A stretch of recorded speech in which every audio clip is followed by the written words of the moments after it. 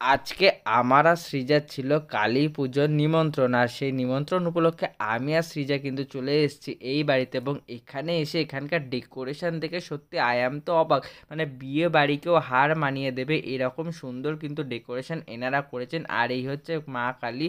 তো মাকে প্রণাম করে চলে আসলাম এবং এসে দেখতে পাচ্ছি এখানে বিয়ে বাড়ির মতন স্টার্টার কাউন্টার রয়েছে। তো আর কি, মেয়েরা কি ফুচকা ছাড়া থাকতে পারে? তো যথারীতি সৃজা দাঁড়িয়ে গেল ফুচকার লাইনে, আর ওর কিন্তু ফুচকাটা বেশ ভালোই লেগেছে। তো ফুচকা খাওয়া কমপ্লিট করে আমরা বসে পড়লাম মেন কোর্সে। আর আমাদের মেন কোর্সের প্রথমেই ছিল এরকম রাধা বল্লভীর সাথে এরকম চানা মশলা, যেটা কিন্তু খেতে বেশ ভালোই লেগেছে আমার। তারপরেই কিন্তু চলে আসলো এরকম চুই ঝালের খিচুড়ি, যেটার সাথে কিন্তু একটা শাকের তরকারি ছিল, কিন্তু সেটা আমি আর সৃজা কেউই খায় না, তাই অ্যাভয়েড করে দিলাম। তারপরে চলে আসলো বাসন্তী পোলাও, একদম গোবিন্দভোগ চালের, তার সাথে কিন্তু ছিল আলুর দম। যাই হোক, তো আমরা খেতে থাকি। ভিডিওটা কেমন